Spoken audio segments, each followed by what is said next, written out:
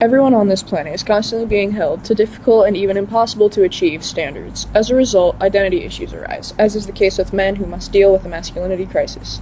These impossible standards and inability to prove themselves are causes for alarm, and they lead men to take drastic measures to ensure themselves that they are still manly, including such actions as fighting, violence, and drastically increased sexual activity.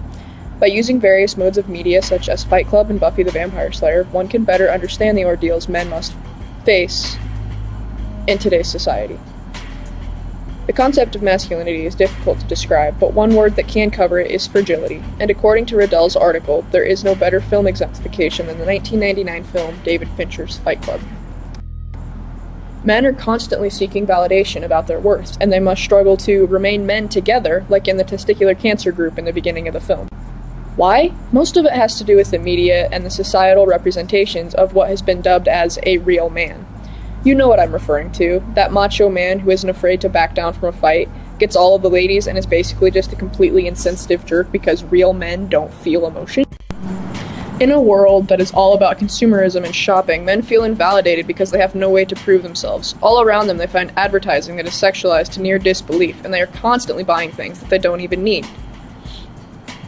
To elucidate further, a quote from David Fincher's film follows, which has to deal with the fact that men can no longer be the sole provider for a family or a group because there is no need for it.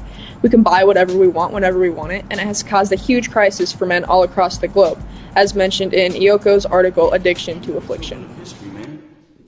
No purpose or place. We have no Great War, no Great Depression. Our Great War is a spiritual war.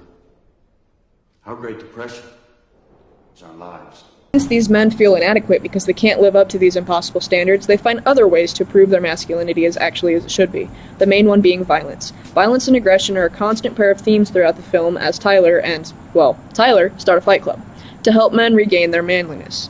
However, there's more to the club than just beating the daylights out of each other to regain security in the fragile concept of masculinity. Tyler begins the club as a way to prove to other men that they aren't just sheep of society, that they can be their own man and take things into their own hands, dealing with their issues and not just crying about them as a woman would supposedly do, according to Gronstadt's One-Dimensional Men, Fight Club, and the Poetics of the Body. Eventually, these men become so hell-bent on raising destruction that they become Project Mayhem and start terrorizing pretty much everything. Besides blatant violence and terrorism, men also feel validation from copious amounts of sexual intercourse. For example, the middle of the film is just a montage of Tyler having sex with Marla, as he is trying to prove that he is a real man. The rules of Fight Club are another indication. Rule 1 and Rule 2 are, you do not talk about Fight Club. Men are so determined to think that talking about their being manly immediately is not manly itself, as in Lair's analysis of Fight Club. It's as if they are comparing talking about Fight Club to women talking about their feelings. Talking does not equate to manliness. Fight Club is action-oriented, which means masculinity is all about the doing, rather than the saying. So in short, Rule 1 of masculinity, you do not talk about masculinity. At the time of the release of Fight Club, Buffy was well into its third season on television. Conversely, gender roles in Buffy are unorthodox. Rather than men doing all of the blunt slayage, the women are at the front lines, particularly Sarah Michelle Gellar's character, Buffy Summers. She has super strength and she isn't afraid to get into a fight. Of course, her normal side is extremely effeminate, but by night she is a superhero. Willow Rosenberg, another of the characters on Buffy, is also a female, and she is a witch. The women are the saviors in this story, not the men, as mentioned in Sex and the Slayer, a gender studies primer for the Buffy fan. And that makes for a major masculinity crisis, especially for one Alexander Xander Harris. He's a high school sophomore when the show's first episode, Welcome to the Hellmouth, aired in 1997, so as a teenager he is already confused. Pile on top of that a difficult home life, as indicated by Xander's comments throughout the series, and the audience encounters an incredibly perplexed young man. Due to his problematic family figures, Xander is not sure how he should act, nor does he know how he wants to act. As a result, his masculinity is confused, and he comes across as both the young man who feels inferior to the superhuman females around him, as well as the man who constantly wants to prove his worth to his friends. Xander will never stand down from a fight, even if that fight nearly costs him his life. He will do anything to help his friends and try to impress them with the fact that he really is a manly figure who will protect them from all those things that go bump in the night. But when someone tries to save him from harm, he becomes humiliated and confused about how emasculating the experience was. Like in Halloween.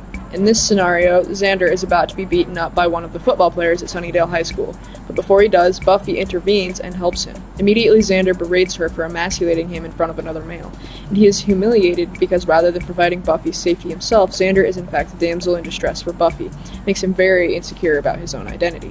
There's another element to Xander that is similar to the men from Fight Club. Sure, he is a teenager, but he is constantly making inappropriate comments about the opposite sex. He makes it clear that he wants to be with Buffy, but Summers rebuffs him, and he accepts that they are only to be friends.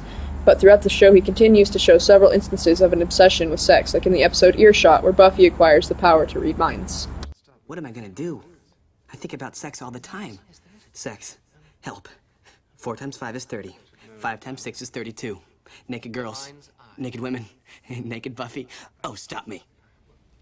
God, Xander, is that all you think about? Actually? Bye.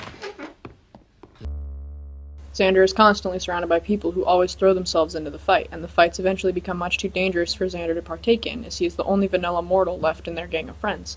This is exemplified by the episode The Zeppo, in which his friends tell him to stay fray adjacent rather than help them in the usual fights. In the Zeppo, Xander realizes that every man has a certain thing that they bring to a group after Cordelia mocks him and calls him the useless one of the gang. So, he goes for the most obvious male genitalia metaphor there is, and mark a car. In fact, a 1957 Chevy Bel Air. He's using the car to compensate for the fact that his friends don't really think he's a useful male in their group. The show doesn't tone down this certain situation, though, as Buffy immediately asks, "Is this a penis metaphor?" Xander immediately replies with blatant denial, "No, I'm just the car guy. This is just my thing. Guy with a car." As in Fight Club, talking about masculinity or any aspect thereof is not manly itself, and it also heightens Xander's insecurity in himself. After this incident, the girls again tell him to stay out of the main conflict and send him on a donut run. Instead, he goes to the local hangout, the Bronze, and accidentally wrecks the classic car. Another man gets out of the car he runs into, and Xander is scared when Jack O'Toole pulls out a Bowie knife out of his jacket. The imagery in this particular scene is rather phallic, and these two characters exemplify two very different types of masculinity. Xander shows confusion in this particular moment when confronted by a person who is obviously more manly than himself. Like when O'Toole and Xander are caught by the police, Xander immediately says, "Wrestling, but not in a gay way." He is sure to insist this, as the phallic object that O'Toole is holding is basically a symbol for physically presenting Xander with his masculinity problems. Throughout the episode, Xander throws himself into the deep end just to prove his worthiness to himself and his friends. In this episode, he has sexual intercourse with a woman for the first time, oddly enough with Faith, the devil-may-care slayer who had recently come to Sunnydale. Even though having sex with a woman is supposed to be indicative of being manly, Faith is domineering in every situation of her life. The bedroom is no different. When men are emasculated by their surrounding environment, they will do whatever they can to feel manly again. Those feelings can be construed through violence, aggression, or sex. Fragile masculinity is a real problem that exists in today's society, and the constant displays of impossible-to-attain standards only worsen the issue.